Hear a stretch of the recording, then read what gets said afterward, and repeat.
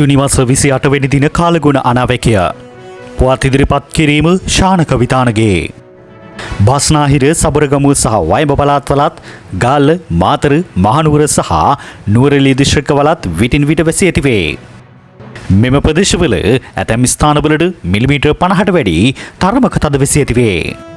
ඌව පළාතේත් අම්පාර සහ මඩකලපුව දිස්ත්‍රික්කවලත් ස්ථාන ස්වල්පයක පසුරු දෙකින් පසුව වැසි හෝ ගිගුරුන් සහිත වැසී ඇතිවේ. මධ්‍යම කඳුකරේ බටහිර බෑවුම් ප්‍රදේශවලත් උතුරු මැද වයඹ සහ දකුණු පළාත්වලත් ත්‍රිකුණාමලය දිස්ත්‍රික්කයේත් විටින් විට හමන පැයට කිලෝමීටර් 30-40ක් පමණ තරමක තද සුළං ඇතිවේ. මුහුදු ප්‍රදේශ සඳහා කාලගුණ අනාවැකිය. හලාවත සිට කොළඹ සහ ගාල්ල හරහා මාතර දක්වා වෙරළට ඔබ්බෙන් වන මුහුදු ප්‍රදේශවල තැනින් තැන වැසි හෝ ගිගුරුන් සහිත වැසී ඇතිවේ. සුළං නිරුත දෙසින් හමායන අතර සුළඟේ වේගය පැයට කිලෝමීටර් 30-40ක් පමණ වේ.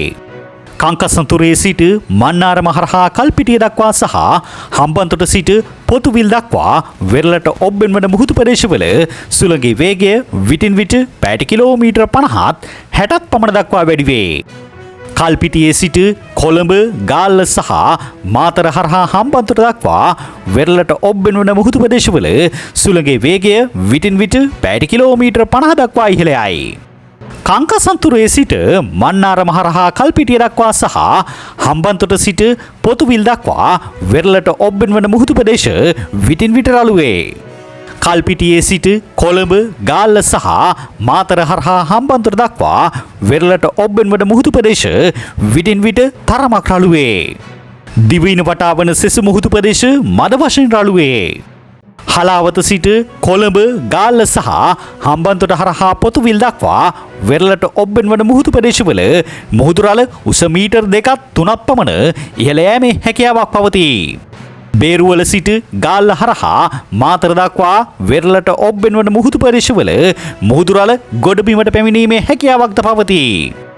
ගිගුරුන් සහිත වැසී ඇති වන විට එම මුහුදු ප්‍රදේශවල తాවකාලිකව තද සුළං ඇති විය හැකි අතර එවිට එම මුහුදු ප්‍රදේශ తాවකාලිකව ඉතරලු වේ. ගිගුරුන් සහිත වැසි සමග ඇති විය හැකි తాවකාලික තද සුළං වලින් සහ අකුණු මගින් සිදුවන අනතුරු අවම කර ගැනීමට අවශ්‍ය පියවර ගන්නා ලෙස ජනතාවගෙන් කාලගුණික විද්‍යා දෙපාර්තමේන්තුව නිවේදනයක් නිකුත් කරමින් කරුණාවෙන් දැනුම් දෙනු ලැබේ.